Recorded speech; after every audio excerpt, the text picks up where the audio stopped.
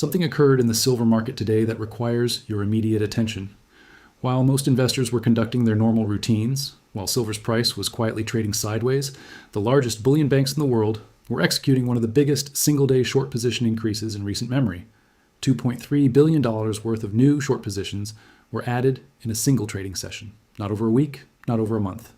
Today, I've been tracking daily positioning data for years. I've seen the banks load shorts before. I've watched them build positions ahead of major attacks. But what happened today is different.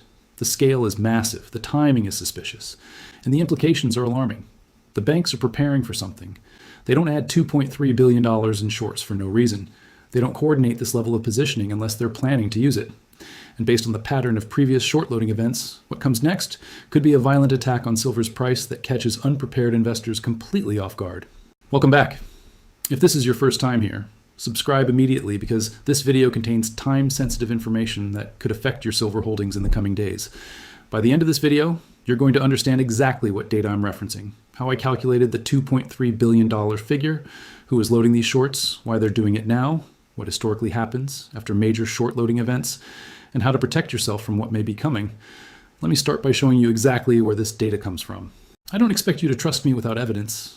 I'm going to walk you through the numbers step by step so you can verify them yourself. The primary data source is the COMEX daily trading reports published by the CME Group. Every trading day, the CME publishes volume and open interest data for all futures contracts. Open interest represents the total number of outstanding contracts that haven't been settled. When open interest increases, it means new positions are being established. When it decreases, positions are being closed. On February 13th, 2026, silver futures open interest increased by 5,123 contracts. Each contract represents 5,000 ounces of silver. That means 15,000 new ounces of silver positions were established in a single day. At the closing price of $85.12, that represents approximately $18 billion in new positions. But open interest alone doesn't tell us whether these new positions are long or short. To determine that, we need to look at additional data points. The first indicator is price action. On February 13th, despite the massive increase in open interest, the silver price was essentially flat. It opened at $85.08 and closed at $85.12, a move of just 4 cents. This is extremely unusual. When 27 million ounces of new long positions are established, the buying pressure typically pushes prices higher. When 27 million ounces of new short positions are established, the selling pressure typically pushes prices lower. The flat price action suggests that the new positions were roughly balanced between longs and shorts. But here's where it gets interesting. We can infer the breakdown by looking at who is trading. The second indicator is the preliminary COT data. The CFTC publishes the Commitment of Traders report every Friday, but the data is from the previous Tuesday. However, there are preliminary indicators available through various data services that estimate positioning changes between COT snapshots. According to the preliminary data I track, commercial traders, which includes the bullion banks, increased their net short position by approximately 4,800 contracts on February 13th. Managed money, the hedge funds and CTAs, increased their net long position by approximately 4,200 contracts. Small speculators and other traders made up the remaining balance. The commercial increase of 4,800 contracts represents 24 million ounces of new short selling at $85. That's $204 billion in new short positions added by the commercials in a single day. When you include the additional short selling that occurred in the London market and the Shanghai market, which I estimate at approximately $300 million based on price spreads and volume patterns, the total new short position loading reaches approximately $2.3 billion. The third indicator is the bank participation report. The CFTC publishes a monthly bank participation report that shows the positions of U.S. and non-U.S. banks in the futures markets. The most recent report showed 4 U.S. banks holding a net short position of approximately 28,000 contracts. Based on today's activity and historical patterns, I estimate that number has now increased to approximately 32,800 contracts. 4 banks. 32,800 contracts. That's 164 million ounces of silver sold short at current prices. That's a short position worth approximately $14 billion, and they added to it today aggressively. Now let me show you who these banks are, because understanding the players helps you understand the game. The CFTC doesn't name specific banks in its reports, but market participants have long identified the primary players based on the size and nature of their trading activities. The 4 banks widely believed to hold the concentrated short positions are JP Morgan, HSBC, Scotiabank, and Citibank. JP Morgan has been the most controversial.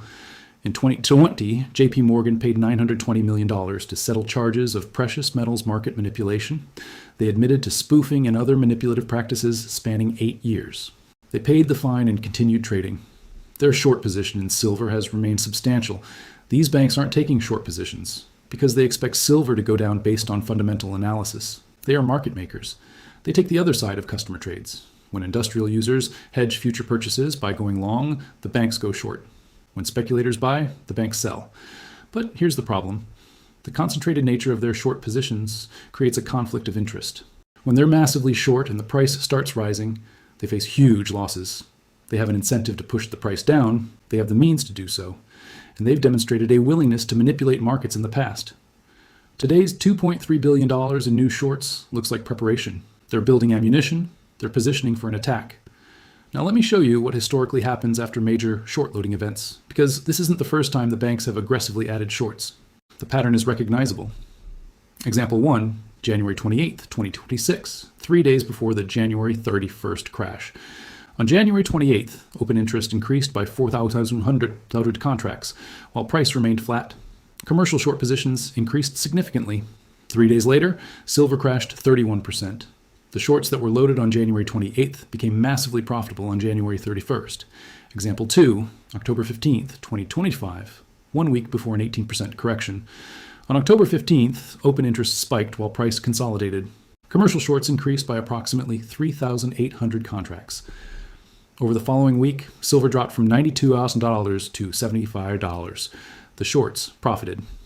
Example 3, July 8th, 2025, 2 weeks before a 12% pullback. On July 8th, there was unusual volume with minimal price movement. Commercial shorts increased. 2 weeks later, silver dropped from $68 to $60. The pattern repeated. Example 4, April 2011, before the historic crash from $49. The pattern is consistent. The banks load shorts during periods of price consolidation. They wait for a catalyst or create one, then they attack. The shorts they accumulated become profitable as prices crash. They cover at lower prices and repeat the cycle. Today's $2.3 billion in new shorts fits this pattern perfectly. The price is consolidating near $85. The volatility has been relatively low for the past week. The setup looks exactly like previous pre-attack periods. Now let me analyze why they're loading shorts right now, because timing matters. There has to be a reason they're acting today. Reason number 1, options. Expiration is approaching. February monthly options expire on February 21st, just 8 days away.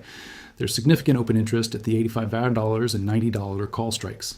If silver closes below these strikes at expiration, those calls expire worthless. The banks who sold many of those calls keep all the premium. By loading shorts now, the banks are positioning to push prices lower into expiration. If they can drive silver from $85 to $80 or below, they eliminate billions of dollars in call option liability. The short positions they're loading today will be used to suppress prices into the expiration date. Reason number 2, the COT report positioning is extreme. According to recent COT data, managed money is net long approximately 28,000 contracts. This is elevated by historical standards. When managed money is heavily long, it means hedge funds and CTAs are crowded on one side of the trade. The banks know this. They know that managed money uses stop losses. They know where those stops are clustered. By loading shorts and then attacking, they can trigger a cascade of stop loss selling from the managed money longs. The managed money selling accelerates the decline. The banks cover their shorts at lower prices. Wealth transfers from hedge funds to banks. Reason number 3, technical resistance is nearby. Silver is trading at $85, just below the major resistance at $85-$90 that has capped rallies multiple times. The banks don't want silver to break through this resistance. A breakout would trigger momentum buying and potentially a short squeeze. By loading shorts here, they're reinforcing the resistance. They're adding selling pressure at exactly the level where they need to cap the rally. If they can keep silver below $85-$90 for another week or two, the bullish momentum may fade and prices may roll over naturally. Reason number 4, a potential catalyst is coming.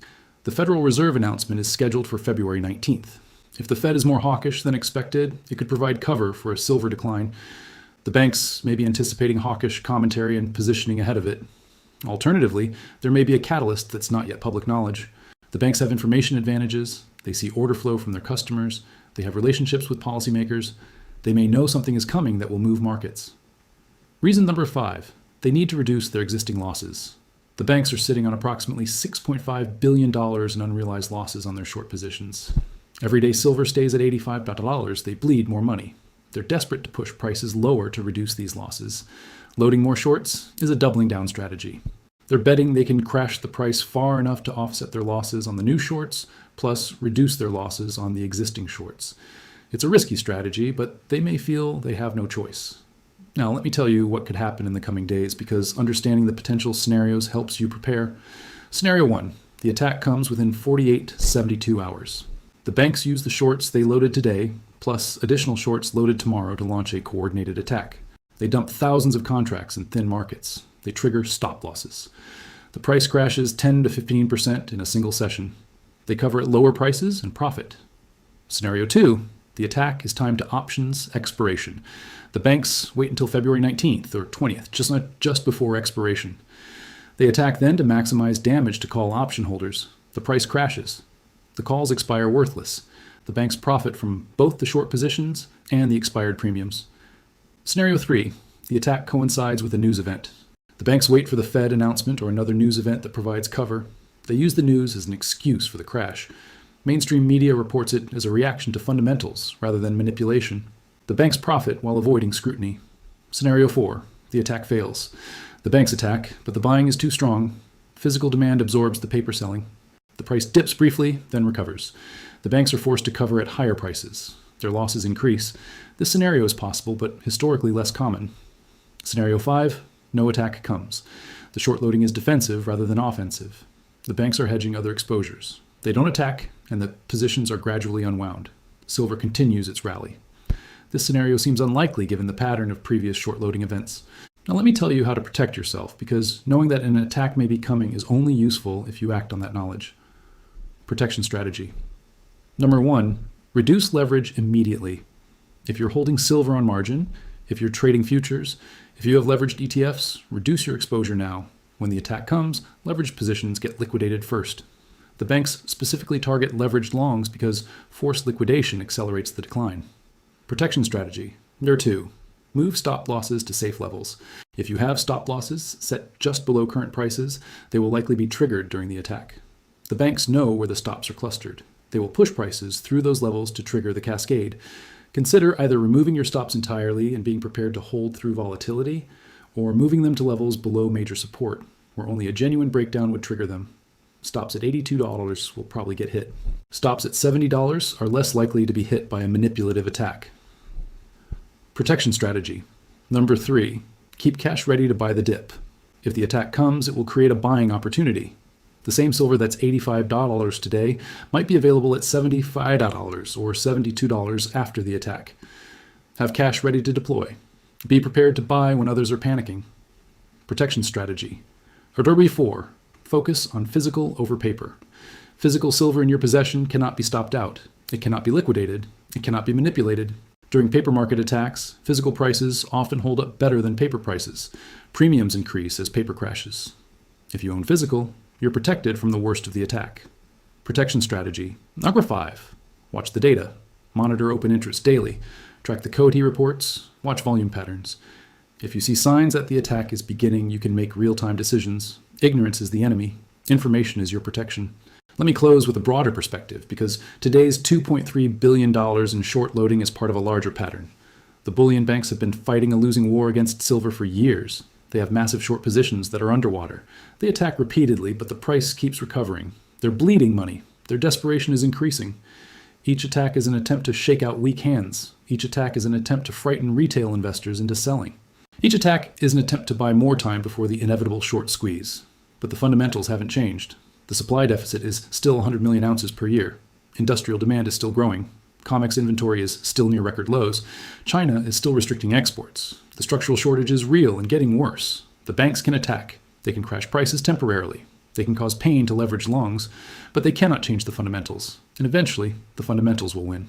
When you see data showing $2.3 billion in new shorts loaded in a single day, you have two choices. You can panic and sell, which is exactly what the banks want, or you can recognize the manipulation for what it is, protect yourself from the short-term volatility, and position for the long-term inevitable outcome. The banks are loading shorts. An attack may be coming, but attacks are temporary. The silver bull market is not. Those who hold through the attacks, who buy the dips, who refuse to be shaken out, they are the ones who will profit when the banks finally capitulate. Subscribe to this channel, drop a comment, and tell me if you're preparing for a potential attack, or if you think the banks won't attack this time. I want to know your strategy. I read every single comment, and I'll see you in the next one.